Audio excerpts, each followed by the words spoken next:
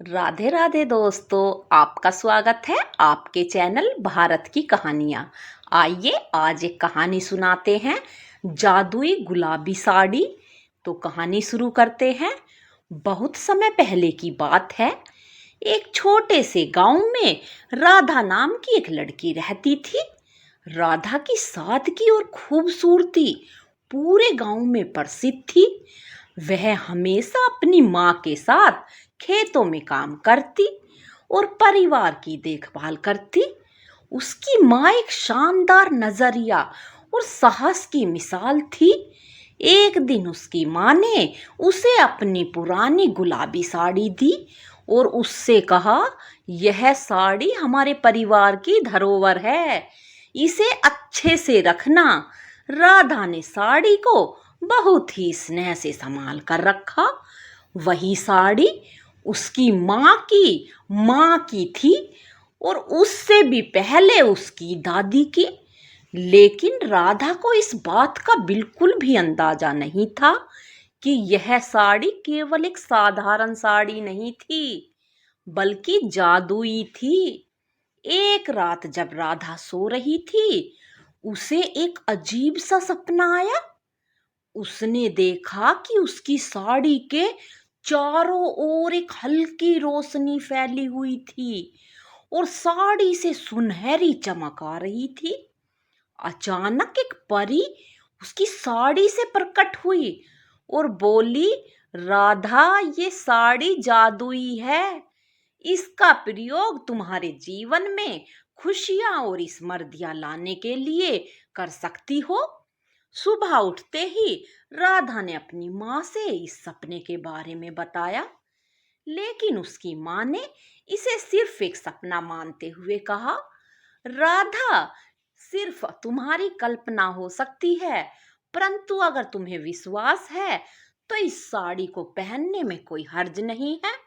राधा ने उस साड़ी को पहन लिया और उसके बाद जो हुआ वह वाकई में आश्चर्यचकित करने वाला था। जब वह खेत में काम करने गई तो वह हर पौधे को छूने से तुरंत फल और फूल से भर गया। उसका पूरा खेत हरा भरा और सुंदर हो गया। गांव के लोग ये चमत्कार देखकर अचंभित हो गए और राधा को खूब तारीफ करने लगे। कुछ समय बाद गांव में सूखा पड़ा, सारी फसलें बर्बाद हो गई और लोग बहुत परेशान हो गए। गांव के बुजुर्ग राधा के पास आए और उससे कहा, राधा, तुम्हारी साड़ी में जादुई ताकत है, क्या तुम हमें बचा सकोगी? राधा ने सोचा और कहा, मैं कोशिश जरूर करूंगी। राधा ने अपनी साड़ी पहनकर खेतों में जाए सारी जमीन पर हाथ फेरा। अचानक आकाश से बादल छा गए और बारिश शुरू हो गई।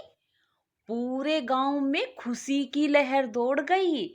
सभी ने राधा को धन्यवाद दिया और उसकी साड़ी की खूब तारीफ की।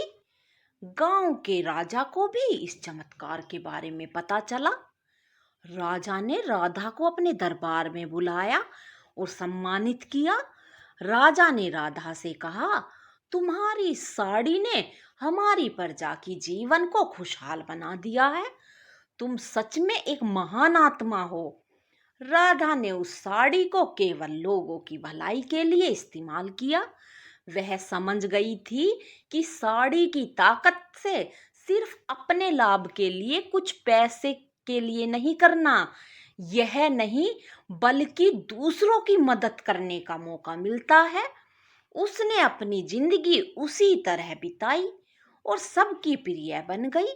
समय बीतता गया और राधा की कहानी सिर्फ गांव में ही नहीं बल्कि दूर दूर तक पहुंच गई। उसकी ईमानदारी और परोपकार की मिसाल ने उसे सबके दिलों में जगह दी। उसकी साड़ी की जादुई कहानी सुनकर लोग उससे प्रेरणा लेते और सीखते। राधा ने अपनी साड़ी को अपनी अगली पीढ़ी को सौंप दिया। उसने अपने बच्चों और उनके बच्चों को समझाया कि इस साड़ी को हमेशा अच्छे कामों में इस्तेमाल किया जाए। इस तरह से उस जादुई गुलाबी साड़ी का पहलू आगे बढ़ता रहा और लोगों के जीवन को बदलता रहा। तो इस कहानी से हमें यह संदेश मिलता है कि हमें अपने लिए नहीं, दूसरों के लिए, दूसरों की भलाई के लिए सेवा काम करने चाहिए। राधा की भलाई और परोपकार ने सभी को यही सिखाया कि सच्ची पहचान मेहनत, ईमानदारी और दूसरों की भलाई में निहित है। तो आज की कहानी यहीं पर खत्म होती है दोस्तों। कमेंट करके जरूर बताना आपको ये कहानी कैसी लगी। चैनल को सब्सक्राइब करना, अपना सपोर्ट बनाए रखना। धन्यवाद दोस्तों। राधे राधे।